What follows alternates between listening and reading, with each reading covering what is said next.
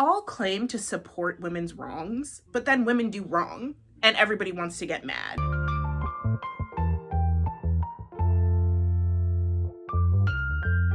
Hey girl, guess what we're going to talk about today? This mug does not have coffee in it. It did have coffee in it a few days ago. Now it is full of a wine cocktail. What is a wine cocktail? I have no idea, but that's what I'm drinking. Think of it as a martini made by an insane person. Today, I'm here to talk about Gilmore Girls. If you know anything about me, you know that I consider myself to be the fourth Black Gilmore Girl.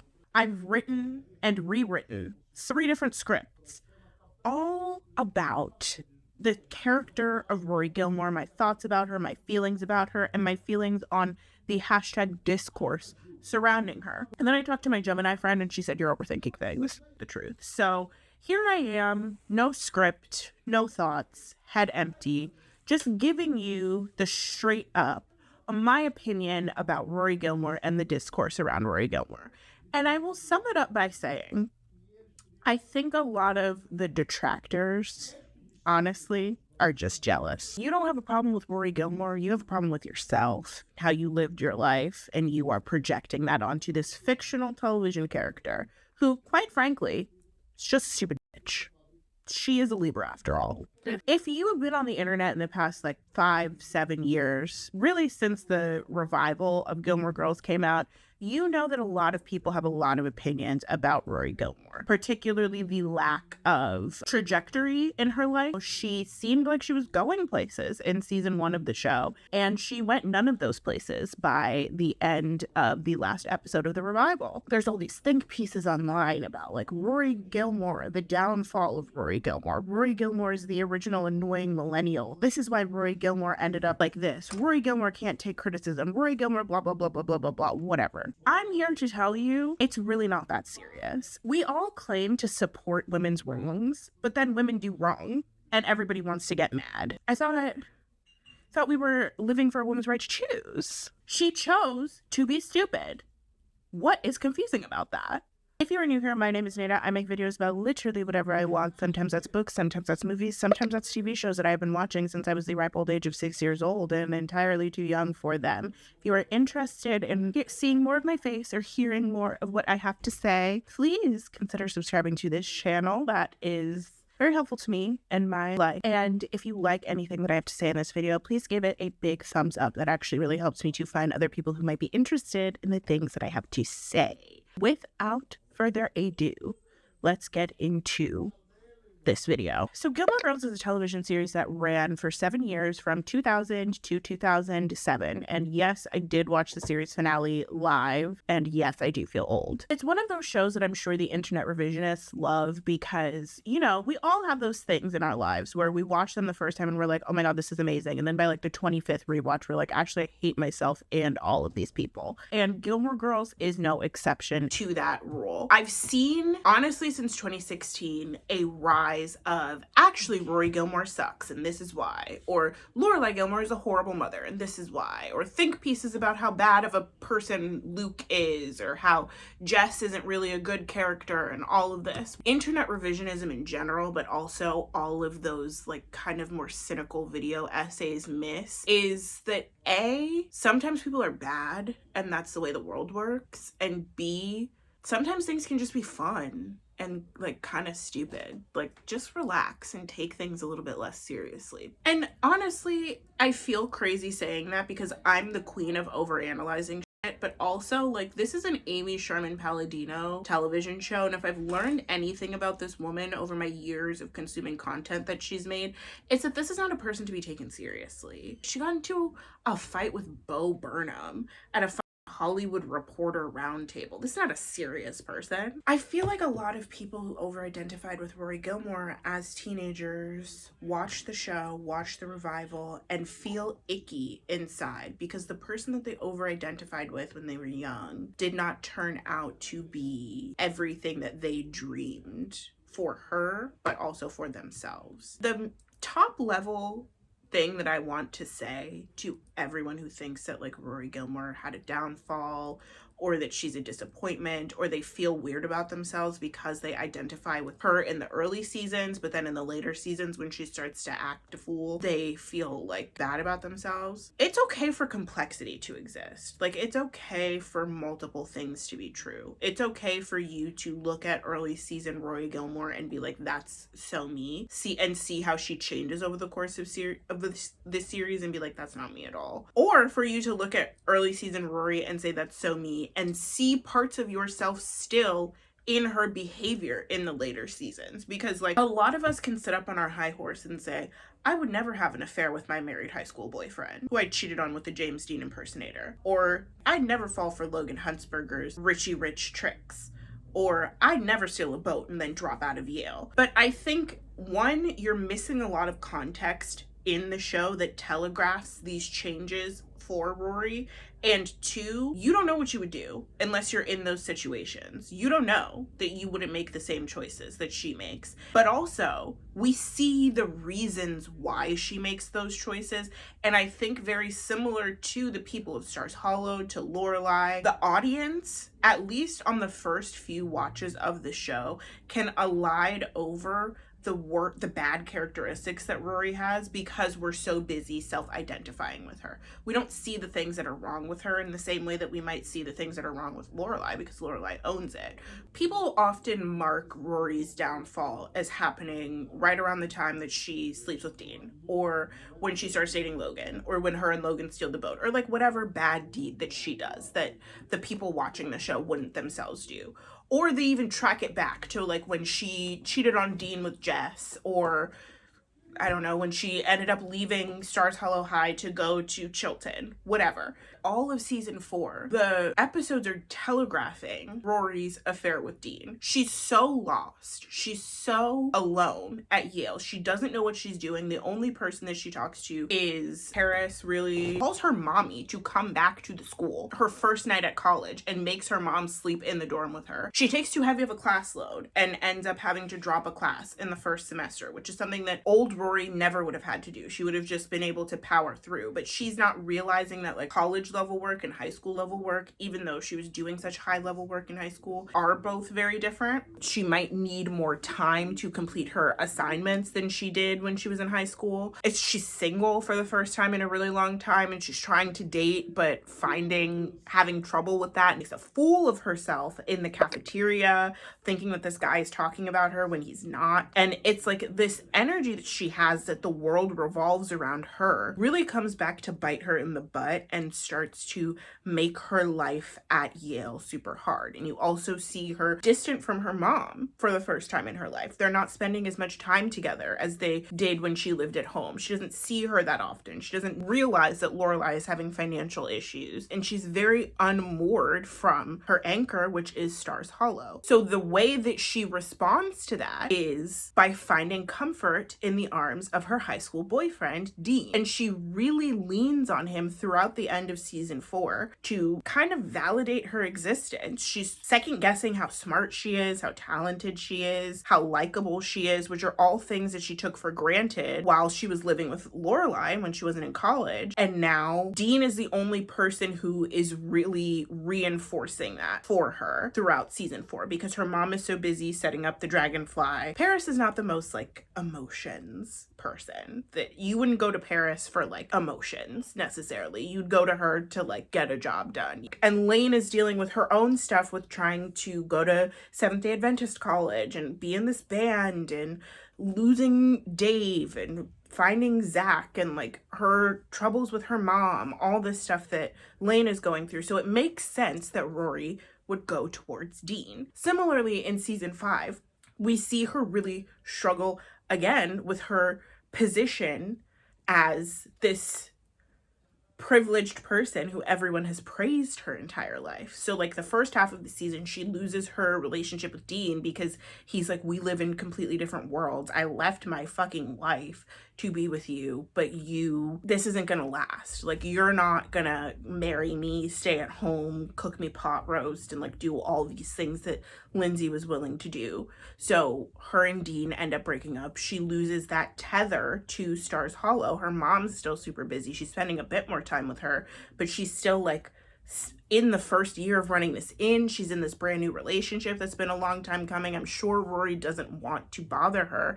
And so when she falls in with Logan and his crowd, it makes sense that she's feeling at home again for the first time in a long time with Logan and the Life and Death Brigade and all his friends. And also that season really stepping into what it means to be a Gilmore. Now, I think that a big point of contention for Rory in season 5 is that the Huntsbergers don't immediately accept her the way that she expects. That kind of disrupts Rory's sense of self. Rory is someone who struggles a lot with rejection, which plays into her fear of criticism. And once again, who amongst us? We're the participation trophy generation. Who amongst us doesn't struggle with rejection? Who amongst us doesn't have trouble taking criticism from other people? It's how we work through that and move through that that defines who we are as people, not just the simple fact that it can be hard for us, right? Huntsberger's rejection of Rory, to me, mirrors the rejection that she faced from her paternal grandparents in season 1. Once again, this is a girl who is being lauded as smart, funny, interesting, a great conversationalist by Richard in front of her dad's dad. And her dad's dad turns to her and says one sentence, she can't respond, and he basically writes off her entire existence. Starts talking about her as if she's not in the room, as if she doesn't exist. And if she does exist, her only purpose was to ruin her parents' lives. I think this is something that Amy Sherman Palladino does not work into the show enough, honestly. It's a delicate balance, because if she worked it in too much, it would be super obvious, but like the lack of it, or the lack of exploration of this theme, makes it so that people look at Rory and just think that she's a spoiled brat, or like an idiot, or a bad person, or whatever, and all those things can be true, but like there's also depth there. I think Rory has daddy issues. She's really traumatized by her father basically choosing to punish Lorelai for not accepting his marriage proposal when they were in high school by writing off this entire family that he could have had. So because Lorelai doesn't want to marry Christopher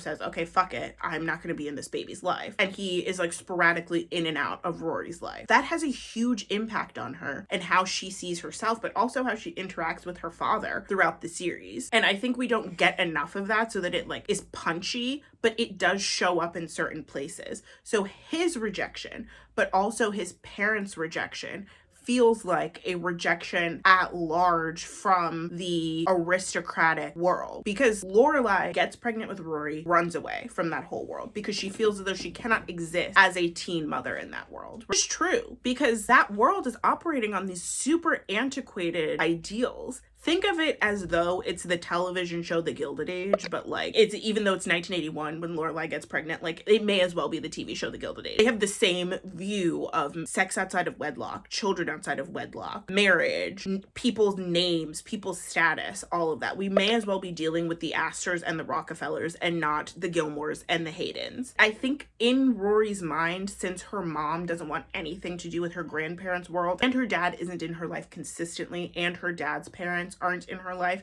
she internalizes that as, I don't belong in this world of privilege because I am a baby born out of wedlock, which is like so, it's insane to say, but like that's the way that they think. So when she finally gets access allowed into this world by Logan, which Amy Sherman Palladino has said several times that Logan is Rory's Christopher. He is her entrance point into this world of privilege. When she finally gets accepted into it by Logan, I'm sure she's geeked to finally feel like she has a place in this world that she's been kept out of by her mother, and almost like the confirmation of her not belonging there was reinforced by her father being sporadically in her life and his parents rejecting her. When Logan's family basically looks her in the face and says, we don't care that you're a Gilmore, you're still hot, wet trash. Like, the money that you have is not the same as the money that we have. You were born out of wedlock. You ruined your mother's life. Like, if she had been married to your dad when you were born, maybe, but she wasn't, so we don't care who you are. That's like spitting in Rory's face. That's like reaffirming everything that she thought, everything negative that she thought about herself, and everything bad that she thought about herself not belonging in that world. So I say all this to say, it makes sense why at the end of season 5, she goes off the rails and she steals a boat with Logan. Because, well, we'll get into Mitchum soon. Season 6 is Rory's first time really rebelling from her mom. She's listened to everything that her mom has said to her this entire time. She's listened to her tell her that she's the smartest person, she's the prettiest, you was smart, you was important, you was pretty, whatever. And it's not true. Or at least that's what she thinks. She's like, this isn't the truth. I'm floundering at Yale. These rich people hate me. I don't belong in this world that you are trying to shoehorn me into. And so she rebels against her mother and runs away. Her grandparents' house, funnily enough. And I think going to the grandparents' house is, once again, a choice of saying, well, if I don't belong in this world as a working woman, I'm not Anderson Cooper, who is a Vanderbilt, but also like a famous journalist on CNN. If I'm not Anderson Cooper, then maybe I can be, what's that woman? Paley. I'll put the name up on the screen. So she goes to her grandparents' house. She joins the DAR. She does all this stuff, but that's ultimately not who she is, and she knows that, but she still doesn't quite know who she is, right? She knows who she's not. She doesn't know who she is. So season 7, when she's graduating from Yale, she doesn't have anything clear cut to work towards anymore. It makes sense that she would be so lost and scared by the end of season 7, graduate college, finish this job that she gets on the Obama campaign trail, and then just not know what to do.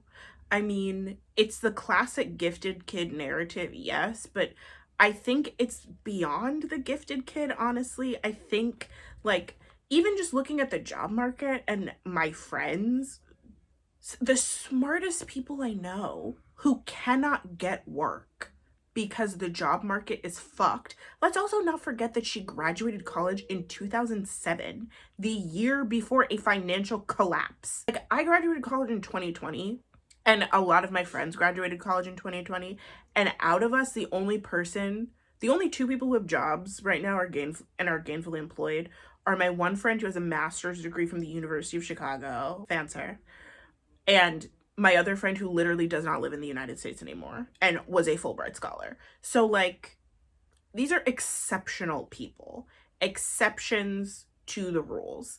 People who graduated in 2008 and people who graduated in 2020, I wouldn't be surprised if they never recover from entering the workforce at such a disadvantageous time. Because I think what a lot of people discount is that we, as much as we can pull ourselves up by our bootstraps and like get our lives together and like work hard towards things, we are also our circumstances. For better or for worse, like, Rory was going into the journalism field at a time when media was dying, and also there was a financial collapse. She's not like Paris, who was going into medicine. People always need doctors. Medical jobs are always going to be there. And also Paris started her own like fertility clinic, so she has her own thing going anyway.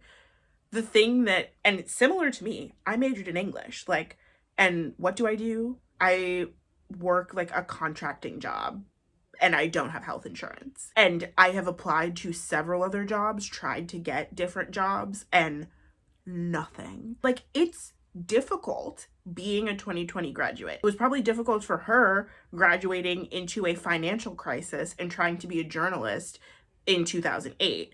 And I'm sure that after years of being scrappy and freelancing and trying things on, she finally was just like, I'm tired of this shit. Let me just accept that I'm living this like weird nomadic lifestyle. Maybe not for 10 full years, but like, I think people who are so loud lamenting about Rory Gilmore's downfall and how disappointed they are in her are discounting that it could be you.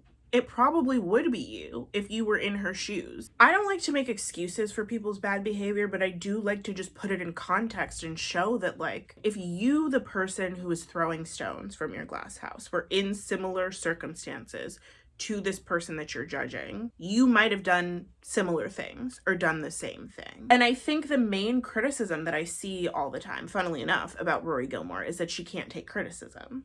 Which is true. But I also think that it's deeper than that, and it's more complex than that. She can't take criticism, but she also is someone whose life is seriously defined by this feeling of rejection. Like I said, she has daddy issues. She feels like her dad rejected her when her mom rejected him.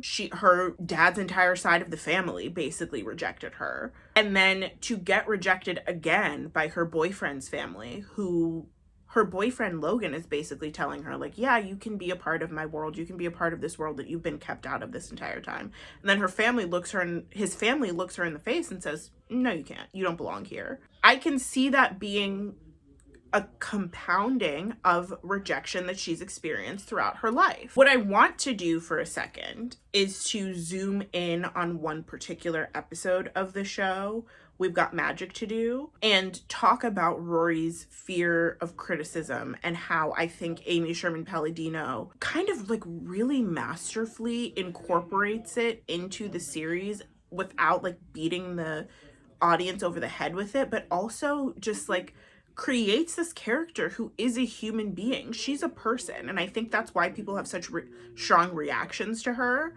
and why the character is so effective. But also, I think that's why people need to cut her some slack. Like, she's just a girl. I'm just a girl in the world. She probably had that single. I feel like season 6 does a great job. As much as people hate season 6, fair. I have my problems with it as well. I think it does such a great job of crystallizing exactly who these characters are, right? Lorelai is impulsive and afraid of commitment until she's not afraid of commitment. She probably has a Gemini moon. Luke, or Gemini Venus. Luke is stubborn and private and honestly like very anxious at his core. Richard and Emily are two people who are just desperate to be able to create the life for a child that they always dreamed about creating for Lorelai. And Rory is scared and bad at taking criticism. A lot of people also always complain that Rory could only exist in Stars Hollow, and when she went out into the real world, she kind of failed and faltered, and that's because her mother didn't prepare her right for the real world. Have we considered that she's just a weak bitch? Like, have we considered that? Like, maybe it's not the mom's fault. Maybe she's just a weak person, and she's just like the person that she is not equipped to face the real world. That's true for a lot of people. This is the generation of I do not dream of labor. All right, people don't have dream jobs. People don't want to work. I think she might just be like an 18th century dandy raised by like a 19th century chimney sweep. She's someone who was born to be rich and lay on a chaise longue and get fed grapes by people who she's paying way less money than they deserve. And her mom is like, no, you will have a work ethic and be a worker and build something for yourself the way I built something for myself. She's like, okay, sure. But like, it was never really her tea. And that's okay. I just want her to accept that for herself. Season 6, Rory has a schism from her mother, and she ends up moving into Richard and Emily's pool house. And Richard and Emily accept her into the pool house, I think in part because they see her as their second chance for parenthood. And it works for a little while. But then Rory joins the DAR, and she starts to really succeed in that realm. And we see what Mitchum said at the end of season 5, which is that she's great with like administrative work. She might make a man a great secretary someday, which like I just would like to say, people always say that like Mitchum was right, that Rory didn't have it. But like his criticism of her was horribly misogynistic. Like he's expecting her to enter this newsroom at the Stamford Eagle Gazette and run it the same way that he tried to run the newsroom when he was a kid. But he's forgetting that, like, she's not a Huntsberger. She's just a Huntsberger's girlfriend. She's just some girl. She's not going to walk into the newsroom at her boyfriend's father's newspaper and be like, well, I think this, and I want to say this, and I want to do that. And also, she's a woman. It makes sense that she would be, like, asking permission, not forgiveness, because women often get punished for asking for forgiveness, not permission. So the way that she's behaving is in the way that a cis woman is trained to behave. And he almost, like, reacts negatively to her because of that, when she's just, like, doing what comes naturally to her. It's so misogynistic. And I don't think that people were supposed to agree with that. Like, I think he was supposed to be wrong. And, like, the internet revisionism is just like, he was right. But, like, no, he wasn't. He wasn't. She was a great editor at the Yale Daily News. She excelled in that realm. So, yeah, she's good at, like, the administrative stuff and the planning and whatnot. But she's also a good enough writer to have made it on the Yale Daily News in the first place, to have been hired to be a freelance journalist on the Obama campaign. She gets her stuff published. People don't just get their stuff published because they're not good at writing. What she lacks lacks is self-confidence, stick-to-itiveness, and a work ethic. When once again, she probably was just built to be like laying on a chaise-longue and like writing little stories every once in a while. But yes, so she joins the DAR and she really excels at it. But that ends up being the point of contention for her, Emily, and Richard, because Richard looks down on Emily's work with the DAR, and he only realizes that Rory's future is in danger when she starts to succeed in Emily's world. And these are some of Rory's greatest successes on screen in the entire show, right? She throws amazing parties. Everybody loves her. Everybody has fun. She's great at like overseeing things. She's got all these good ideas. So what does that mean? To Richard, that means that she's destined to just be an Emily when he wants more for her. And that, in my opinion, exposes a lot of Richard's own misogyny, but that's another video. This is what really brought this to my mind. There's a scene where Paris is running towards criticism, feedback, because Paris has lost her inheritance, her tuition at Yale is paid off, but she needs a job to make money for herself and live her life. So she gets a job as a waiter at this DAR event that Rory is throwing. But she asks one of the patrons, how was that handoff? Like, how did you like your experience with me when I was serving you? And she's looking for this criticism. And then we have that juxtaposed with Rory, who, as soon as she just sees Mitchum Huntsberger, who the last time she saw him, he was tearing her down in his office. As soon as she sees him, she crumbles and like freaks out and panics in the kitchen with Paris. And then Richard and Mitchum end up this is the whole, Richard really trusts Mitchum because Mitchum, think of like the Huntsbergers as like the Hearst family, right? Like they are that level of wealthy. And so Richard, it like looks up to them, he idolizes them, he recognizes that their station is above his as a Gilmore. He goes to Mitchum because he sees how Rory is reacting to him, and he asks him like, hey, did you say this to Rory? And Mitchum, this is the conversation that they have. And that's when it clicked for me. You crushed her. And if she's got what it takes, she'll bounce back. No one's ever criticized you, Richard, reprimanded you, critiqued you? I find that hard to believe. This is not about me. The reason that Richard is always praising Rory is in part because he doesn't think that she can handle criticism like a man can. Again, this is Richard's misogyny. I think the reason that Lorelai is always praising Rory is because she recognizes that her dad isn't there, and she's kind of overcompensating by being like very affirming of her constantly, almost so that she won't realize this like absence that she has in her life, even though Rory is affected by it, obviously.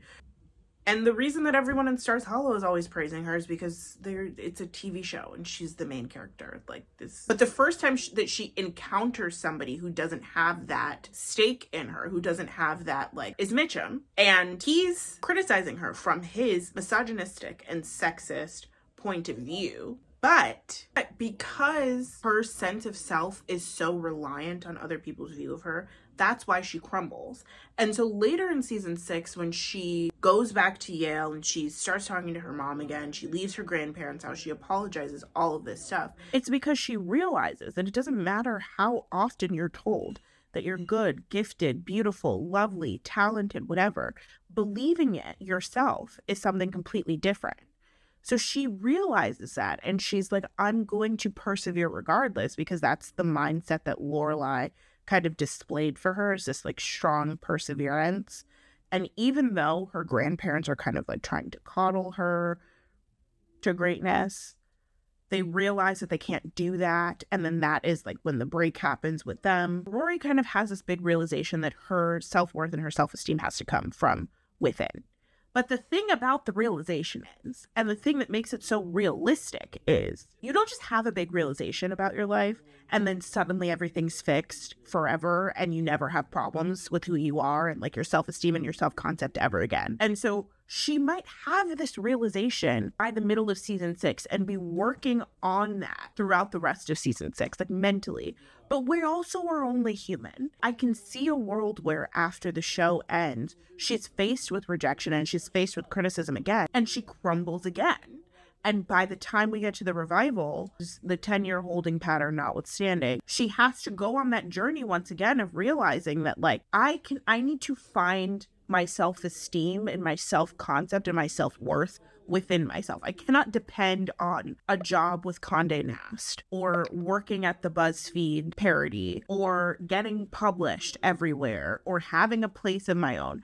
I need to find that home within myself. And that journey is so relatable and so realistic. And part of why I think that people need to cut Rory some freaking slack. She's just like us for real. Like, she's just like us. The thing is that what keeps her from succeeding, it's not her parents or her grandparents or being coddled or being abandoned or anything. It is herself. And what's more relatable than that, honestly? I think in conclusion, what I want to say is that, like, I understand where the criticism of Rory Gilmore comes from because her character trajectory is so disappointing, especially considering that television is like a fantasy factory. But I think Gilmore Girls is, you know, like how Nicki Minaj always says, these bitches are all my sons. Like, Gilmore Girls, like, the sons of Gilmore Girls are shows like Crazy Ex-Girlfriend, where, like, yes, we're living in this heightened world where people start singing randomly, but at the end of the show, the ending is very realistic. The girl with borderline personality disorder does not end up in a relationship that completely fixes her life, because that's not what you want if you have borderline personality disorder. As a viewer, did I want her to end up with Nathaniel? Yeah. But realistically, was that going to happen? No. That's the thing about Gilmore Girls. The most realistic outcome is what ends up happening. And even the sad outcome that Rory has, I feel like is very realistic. I would even argue that she's following in her mom's footsteps by, like, breaking the mold and wanting to go into the other world, right? Like, her mom ran away from the Gilmore's world of privilege, and Rory is running towards the Gilmore's world of privilege. They're very similar in that way, but also very different. Very similar to how Taurus and Libra are both signs that are ruled by Venus.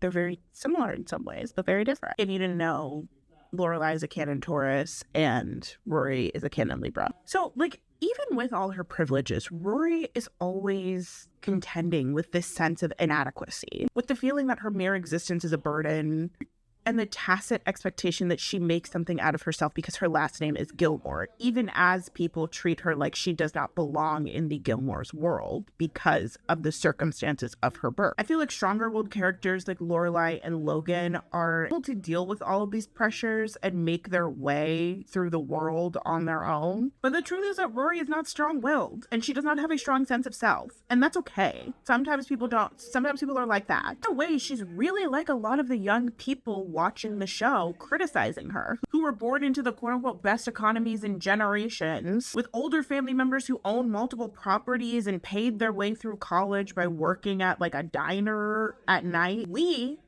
their children, their grandchildren, are floundering because the world is different, read worse, and we're expected to succeed in the same ways with less.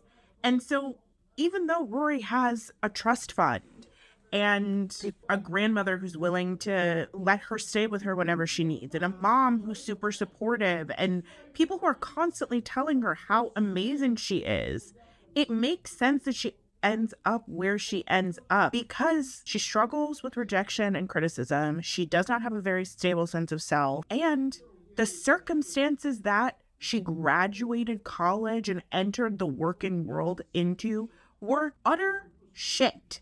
A little easier on her because she's just a girl.